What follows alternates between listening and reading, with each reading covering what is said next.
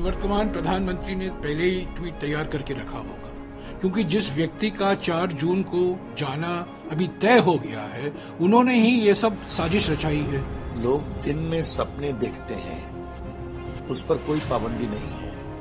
कांग्रेस की हालत इसीलिए हुई है और आगे और होगी क्योंकि दिन में सपना देखना इन्होंने बंद नहीं किया। ये एग्जिट पोल मैनेज किया है और ये जो आंकड़े हैं और जो वास्तविक परिणाम आने वाले हैं 4 तारीख को, ये जमीन आसमान का फर्क होगा। ये सब एक मनोवैज्ञानिक खेल है। जमीन पर काम करें, जनता का विश्वास जीतें, खाली मोदी जी की आलोचना और गाली गलौज बंद। 295 सीटों के कम इंडिया जनबंधन को आना बिल्कुल असंभव है। यानी कि हमें 200 मिनिमम, न्यूनतम तरीके से हमें 295 सीटें मिलेंगी। अवसरवादी, घृणा, नफरत और मोदी जी को अपमानित करने वाला ये गठबंधन लंबा चल सकता है क्या? ये सब कठपुतलियां हैं और कठपुतली के मास्टर ये क्या है, गैर संवैधानिक नहीं है। एक दिन पहले, 2 दिन पहले, चुनाव के नतीजे आने के 2 दिन पहले निवर्तमान गृह मंत्री सारे 150 डीएम और कलेक्टर से बात करते हैं। क्यों इन्होंने बात की? एक माहौल पैदा कर रहे हैं कि हम आने वाले हैं, हम आने वाले हैं, हम आने वाले हैं, पर हकीकत यह है कि वो जाने वाले हैं, जाने वाले हैं, जाने वाले हैं। वर्तमान प्रधानमंत्री ने पहले ही ट्वीट तैयार करके रखा होगा, क्योंकि जिस व्यक्ति का 4 जून को जाना अभी तय हो गया है, उन्होंने ही ये सब साजिश रचाई है। ये एग्जिट पोल मैनेज किया है और ये जो आंकड़े हैं और जो वास्तविक परिणाम आने वाले हैं 4 तारीख को, ये जमीन आसमान का फर्क होगा। ये सब एक मनोवैज्ञानिक खेल है हमारा हौसला कमजोर करने के लिए। पर इंडिया जनबंधन को मैं कहता हूं, विश्वास के साथ कह सकता हूं, और कल सारी पार्टियों की बैठक भी हुई और वहां आंकड़े पर विश्लेषण हुआ। 295 सीटों के कम इंडिया जनबंधन को आना बिल्कुल असंभव है। यानी कि हमें 200 मिनिमम, न्यूनतम तरीके से हमें 295 सीटें मिलेंगी। और ये एग्जिट पोल पर विश्वास रखना मैं समझता हूं बिल्कुल गलत है। ये सब कठपुतलियां हैं और कठपुतली के मास्टर जो बैठे हैं, इन्होंने ये सब करवाया है। अरे निवर्तमान गृह मंत्री 150 डीएम और कलेक्टर से बात करते हैं, ये क्या गैर संवैधानिक नहीं है?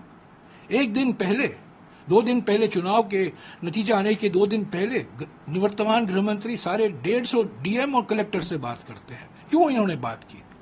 तो ये सब दबाव लगा रहे हैं, एक माहौल पैदा कर रहे हैं कि हम आने वाले हैं, हम आने वाले हैं, हम आने वाले हैं, पर हकीकत यह है कि वो जाने वाले हैं, जाने वाले हैं, जाने वाले हैं।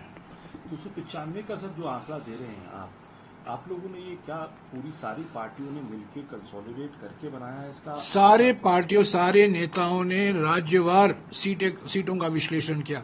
अरे एग्जिट पोल में देखिए ना, कुछ ऐसे राज्य हैं जिनका 4 सीट है, कुल मात्र 4 सीट है, और वहां 6 सीट दिखा रहे हैं एनडीए को।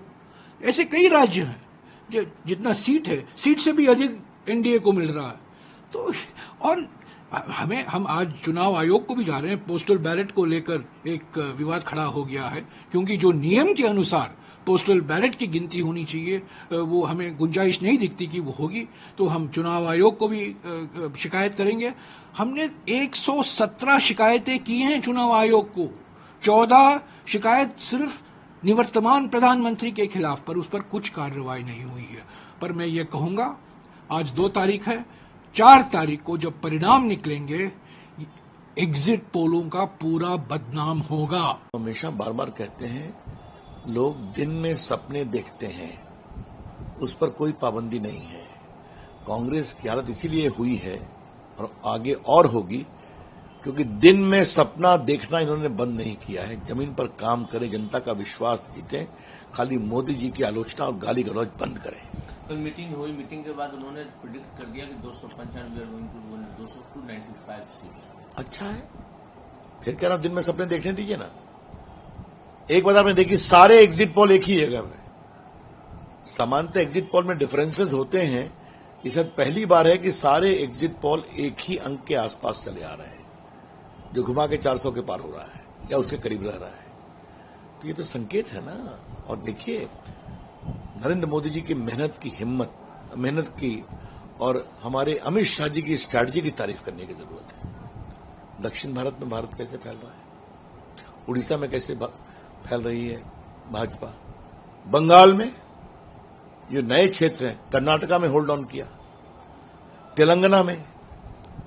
तो हमारे प्रधानमंत्री जी की सोच, उनका नेतृत्व, उनके प्रति लोगों की आस्था और अपने गृह मंत्री अमित शाह जी की स्ट्रैटेजी ये सामने दिखाई पड़ रहा है। 4 तारीख के बाद इंडियन अलायंस को कहाँ देखते हैं? ये मैं आपके ऊपर छोड़ देता हूं, कहां देखेंगे आप, छोड़ दीजिए आप। अवसरवादी, घृणा, नफरत और मोदी जी को अपमानित करने वाला ये गठबंधन लंबा चल सकता है क्या? कभी नहीं चल। हमसे जुड़े रहने के लिए हमारे YouTube चैनल को सब्सक्राइब करें और नई वीडियो की नोटिफिकेशन के लिए बेल आइकॉन को दबाएं।